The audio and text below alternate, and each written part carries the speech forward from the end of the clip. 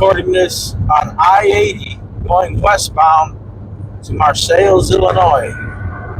I didn't go live on this one. I'm just recording straight to my phone. Look at this. The truck got in front of me, adjusted my light beautifully. So maybe I stay behind this truck so I get the benefit of the light. Oh, I gotta speed up. Today's Monday, last week of February. It's been a very interesting month. Had a chance to work. I'm working at a nuclear power facility. It's good work if you can get it. And the thing is, with working in those facilities, you usually get 1 or 2 weeks of shutdown work. So that means that you go in, you dismantle something, you fix something, and you put it back together. Big accident on I-80. Wow. No wonder my traffic is a little snarled. So I'm doing this more or less for the podcast, Digital Moxie. And this is going to be my long form video. I've been trying to do the shorts for the podcast. I'm just trying different things out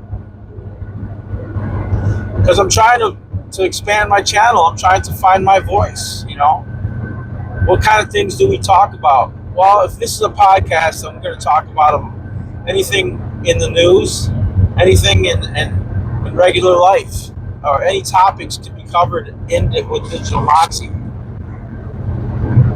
I'd like to talk about the mayor of Dalton, Tiffany Henyard. This lady, he's going to start a podcast on Spotify. She is under FBI investigation. They want to know where the money's going.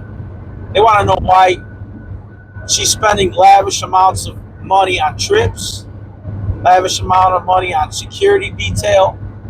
They're just giving away the overtime for the police officers there. And can you blame them if somebody's saying, hey, I'm mismanaging the city's money. If you want to come get some, come on and get some. No one's going to ever say no. And the thing is that when it comes to making money, people don't really have that many scruples. I mean, there has to be a line that you draw.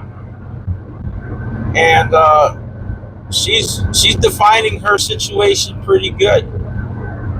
When you take a lavish trip to Las Vegas, spend $67,000 on a trip, including airfare, first class accommodations for hotels.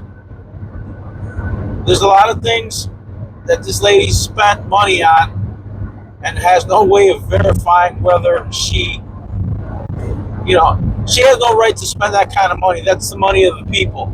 People pay taxes to have public servants take care of things that need to be taken care of, not to create deficits for people of a village. And she's done that. Yeah, I guess they have a $7 million deficit, and that was a city, a little town that was fiscally. It's a very nice town. I've gone through that town many times. So when Tiffany got into power, it became one big party. I'm pretty sure she's going to be going to prison.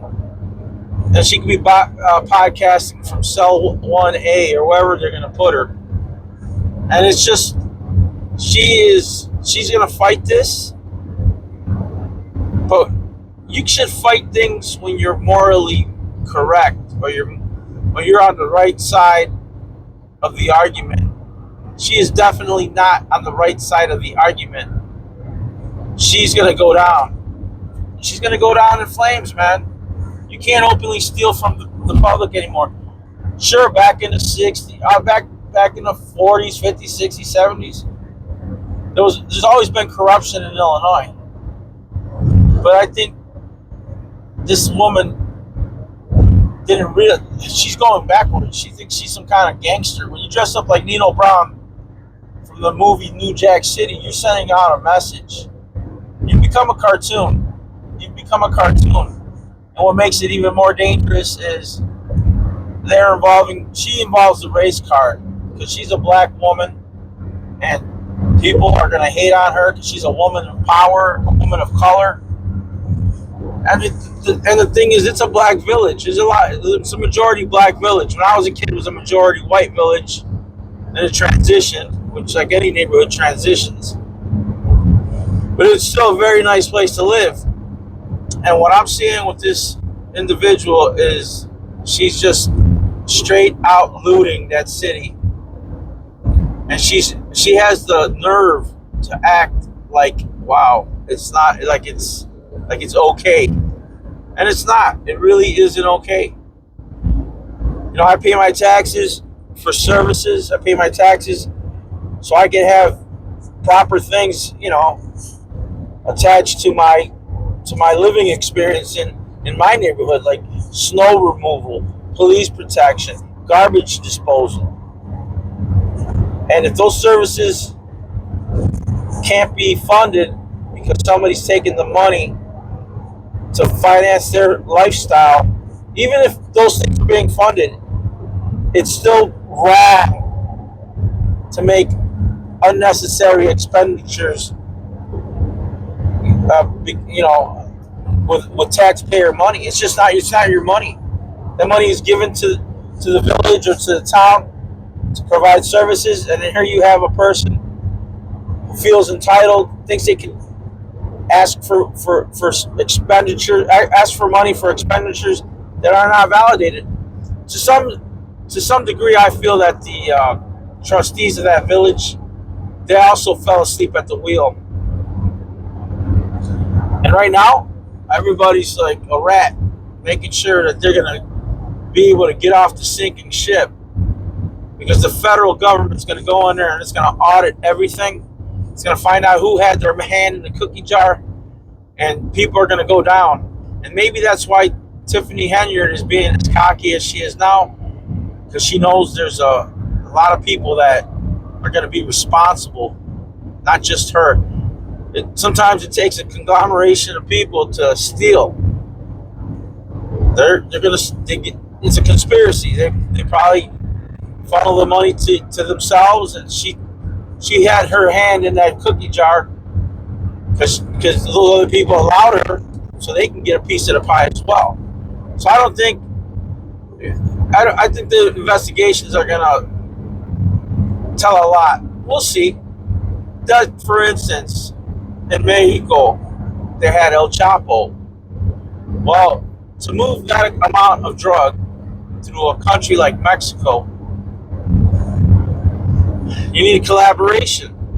You need police officers turning the other way. You need public officials allowing things to get through their town or their village. You need border patrol. Everybody had their hand out. Everybody got a payoff. And that was probably one of El Chapo's arguments, is that he had government people helping him. Well, he paid for their services, and when things started getting tight, then they jumped ship. I says, I have nothing to do with this man. You see a lot of shows on El Chapo, and the guy's a vicious, killing dog. He's a vile creature, and he's sitting in prison in New York. And he still has a certain level of power, a certain level of authority. And right now there are cartel wars for power. And I never understood that game, man. People are vicious dogs. They will kill each other, hang their enemies over bridges so the world can see, or the officials can see how vile and how vicious they are, severing heads and throwing them out on the city streets, so everybody knows that there's definitely a war going on. Me personally, going to Mexico, Mexico's beautiful. Don't get me wrong. And it's a small percentage of animals, vicious, vile creatures that will give you second thoughts about going there. You have a lot of poverty. You definitely don't want to go to a country where people are desperate. Desperate people do whatever they need to do. Desperate people are dangerous. In this country, we have desperate people, and we're importing more desperate people. We're importing all our problems as of now. Immigration is out of control. Out of control. When you bring people here who don't know, they don't realize that the money that's being given to them, it's because the American people are paying for that. Do the American people want to pay for that? Hell no. But we don't have enough people saying that we shouldn't be paying for it. We have too many people saying, "Oh, we're doing the right thing. We're trying to be humanitarians. We're trying to help these people who need help." There comes a line, if someone says, "Eddie, I need some help," I says, "Yeah, I'll help you if I can. If I have the resources, I'll do my best. But if I don't have the resources to help you, I'm going to say, I can't help you. Ask someone else. Find a different solution, because I can't be the one that can solve your issues." And the thing is, the migrant threat, it's a lot deeper than that. You have people that are using it to infiltrate our country, to do harm to America, and to do harm to the American people. That's the scary part. We're importing all these time bombs, and we don't know when they're going to go off. All these petty crimes, they're done by people that are desperate, impoverished, and they were desperate and impoverished in their own country. Now they're coming to a different show, and it's the same show that they're doing here. But over here, we have a lot of bleeding hearts that'll help them. We'll provide them with meals. We'll provide them with a cell phone. We'll provide them with spending money. In their country, they'll say, "You know what? That's tough shit. You ain't got this. You ain't got that. That's you. That's on you. You find a way to survive." And I think that's where the compassion comes from. But the thing is that to me, poverty's always been a state of mind. You have to want to get out of poverty. And I guess leaving your country to go to this country is you wanting to get out of poverty. But if you're leaving poverty to come here to be impoverished, because it's a better level of being impoverished, then it's really defeating the concept of improving your life.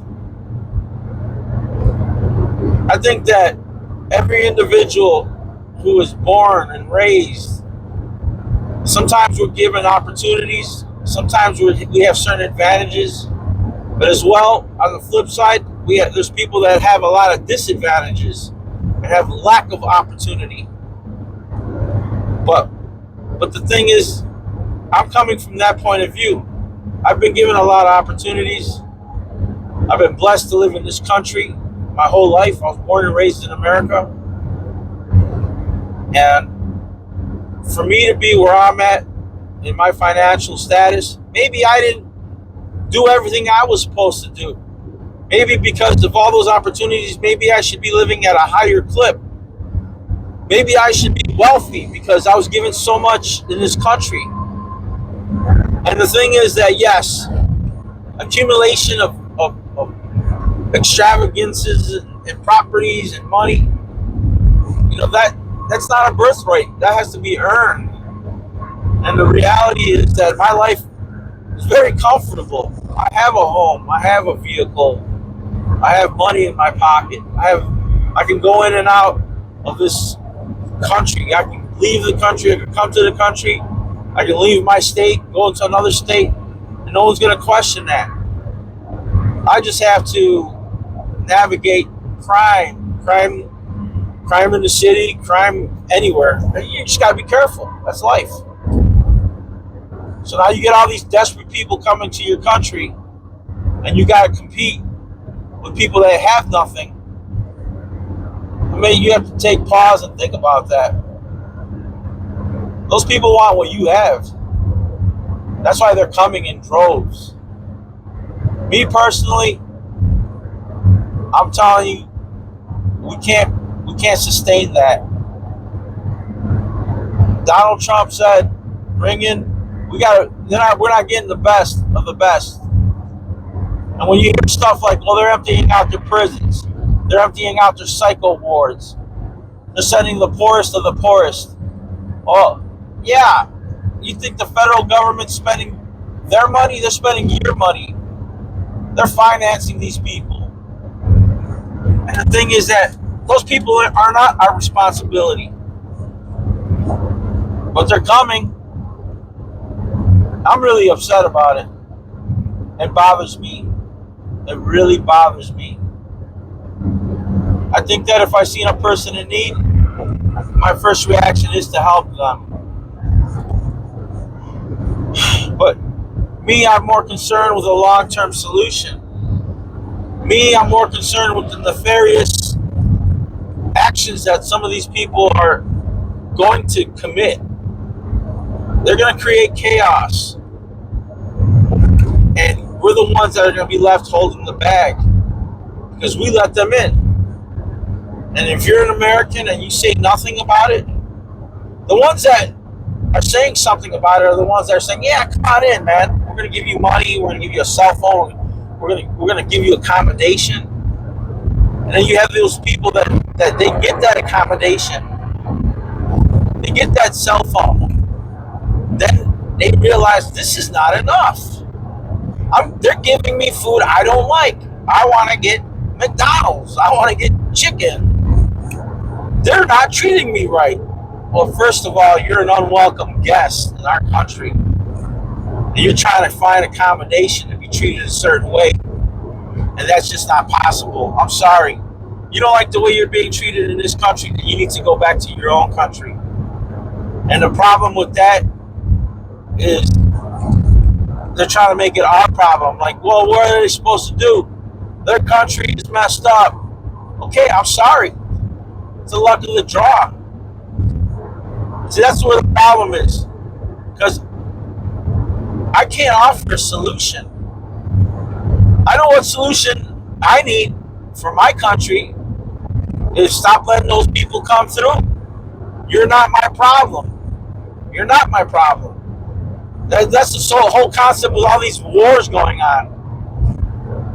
You know, yeah, they fight these wars, these proxy wars, because we're trying to hurt our enemy. And the thing is that these are all strategic wars that are being fought to disempower our rivals, because politics and policy is always moving. It's never static. There's something always happening.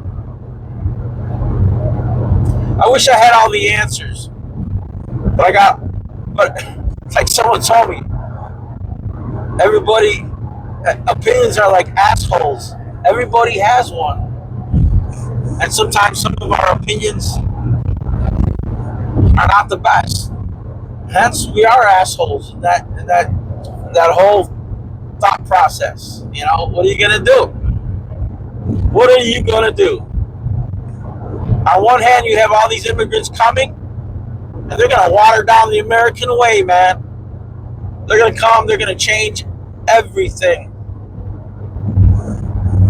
It happens in micro doses. It happens slowly. Before you know it, maybe you got robbed by you get robbed one day. You find out it was a guy from Venezuela. It was an immigrant. That would be a direct correlation to illegal immigration that allowed all those people to come into your country, put you in harm's way, and that's just not cool. The bigger thing that scares me is how they're saying we are being invaded. You know, you have other races coming in here. I mean, I have no problem with different races, but when they're coming in here to form paramilitary groups, then we got a problem. When you bring in fighting age Chinese men to come and train in the desert somewhere in Arizona, this is an actual story I heard. You know, they're getting these guys ready for something. You know, something nefarious is going to happen. And I don't want to be a doomsday person saying that, oh man, something bad is going to happen. I already said it. Yeah, something might pop off in this country. It might be a terrorist attack. And another thing I don't like is the government saying, hey, we will give you citizenship if you serve in our armed forces. No, sorry. Those people don't have a vested interest in our country other than they want to be a part of our country and get the benefits of being an American. Now you have a militia, if you have an army and you have a militia, or you even have immigrants that join the police force in the country, I guarantee you they don't have the same compassion, they don't care about you. And if somebody says they get an order like round up those people, and they're gonna just function like a tool. They're gonna do what they're told because they don't care. They'll bash your head in with the butt of a rifle because that's what they're told to do. You give an American soldier or an American police officer an order like that, he may think twice. He might say, that's not correct, that's not right, we're not going to do that. And then when they don't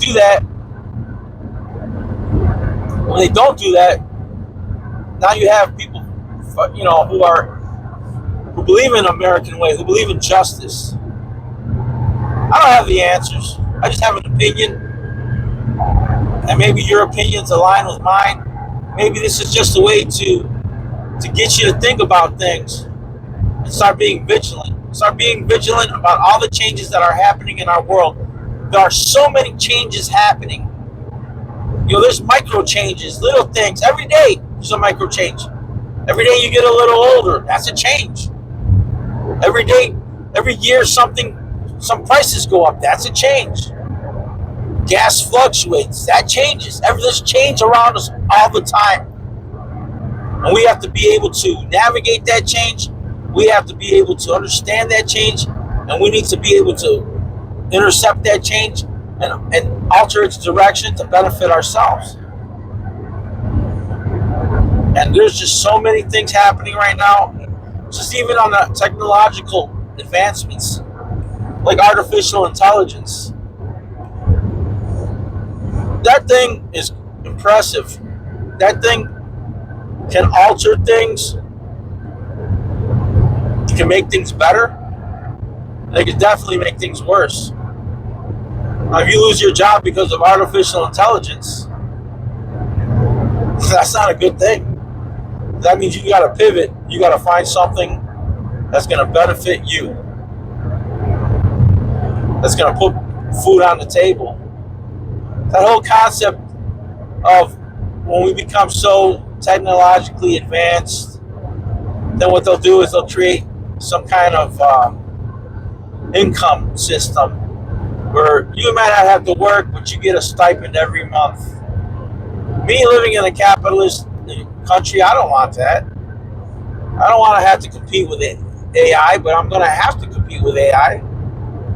I mean, I work in a position, in a job where I have to be present. I have to install something or I have to disassemble something. Right now, you can see it in the grocery stores. Right now it's your choice. Like, you know what? This line's too long. That human is taking too long. I'm going to go to the self-checkout. I'm going to do it myself. So you do it, you scan it, and then they got surveillance on you, making sure you're not stealing from them. And then people are going to say, well, we're going to go to the next level. You're going to have an ID chip that's connected to your bank account. So Amazon already does it. Whatever products you pick, you throw it in your cart, you walk out the door, you're charged automatically. At this point, we don't need any cashiers. At this point, we don't need any self-checkout because you're already, just by you picking up the product and connecting to your account, you're already checking out. Some people will say, oh, that's great. That's a convenience. Yeah. You know, like I said, not everybody can be a lawyer. Not everybody can be a doctor or a nurse. I mean, there are low-level people on this earth who just want to have a simple job, make their money, and support their lifestyle. But we're living in a world that doesn't have time for those kind of people. If you're not a viable contributor in our economy, then you got to go. And being a cashier, that's not gonna be viable anymore. Customer service, oh, we got a computer that can talk to a person and sound human and do everything that a customer service representative can do. There's a speed trap ahead. You hear that? There's a speed trap ahead. It's the speed trap of life. You go too fast, life is going to slow you down. Well, the thing I'm getting at is that not every, what are you going to do with people whose work is eliminated? There's going to have to be that social income. Now that's a control. You have people. It's called welfare. If you think about it, it's a different level or a different status of welfare. I don't know. I can't see being supported by the government because a lot gets attached to that. You're gonna have to do something to get that money. They're not gonna say, "Well, here, you just exist in our utopian society, and we're gonna give you a stipend every month." It just doesn't make sense. It doesn't calculate for a person like me, who my whole life I've had to have a job, support myself, and as a human, just like the Matrix, the movie The Matrix. The Agent Smith told Morpheus, we created a utopian society. Everything that a person needed was given to them, in the Matrix. But we noticed that we were losing fields. Tons of people were dying because people are not programmed that way. So then if you've seen the movie, the computer adjusted and it modeled it more to what real life was. What if we are a Matrix? 177. Sorry about that. That's the problem with filming in your car. You still got phone calls coming in. You have speed traps popping up. But I'm doing this from the road on I-80 going west. Oh, I gotta give you a call to action. Please, if you like, please subscribe for more content. Like and share, subscribe. Give me feedback. That's very important to me. It really is. And you don't realize it when you're consuming all this media, when you're watching YouTube and you're just flipping through things. And if you've gotten this far in my video, thank you. I want to say thank you to you. Am I getting off? Yeah, I'm getting off. I mean, because we got a lot of things to do in our daily life. And maybe you're listening to this or watching this from the safety of your home or your car. Hopefully you're not in your car because you're driving. Chances are you may never see this video. I get right now. That's another thing too. Like when you start out a YouTube channel, you get to a point where you want to see growth. You want to see your content getting pushed out there, and you want people to engage. And that's why, I've been looking at that. I says, I get views, but I need more engagement. I want people to, I've gotten commentary. Some of it good, some of it not so good, which is okay. It's expected. But the thing about all that stuff is that you want to see your channel grow. You want to be able to It's not going to be instant. I made a commitment that I'm going to build my YouTube channel, and it's going to be step by step, day by day, idea by idea. This is not the finished product. This is the beginning of the product. It's still shaping itself. Everybody wants some level of success in their life. Success comes in many forms. I've experienced a lot of different successes. The birth of my children and my children becoming adults. That to me represents a certain level of success. When I bought my home, a certain level of success. Being around my grandchildren, level of success. Where I'm at now, as I'm working on my YouTube, a lot of people watch YouTube. A lot of people think, oh, that'd be a great YouTube idea. Or I could see myself doing that. Well, the difference is, if you can see yourself doing that, the difference is between you seeing yourself doing it and then you actually doing it. That's where that void, if you can traverse that void, then you're moving forward. And when you're in the middle of that journey, now you start thinking, like, okay, I'm doing this, but I need better results.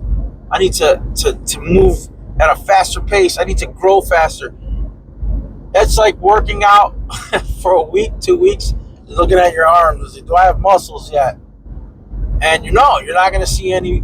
If you keep at it, you eventually will grow. You eventually will obtain a. I gotta get some Jersey Mike's for my lunch. There you go. There's an ad. Jersey Mike's. When you're on the run, when you're on the go. Oh, I'll talk to you guys later.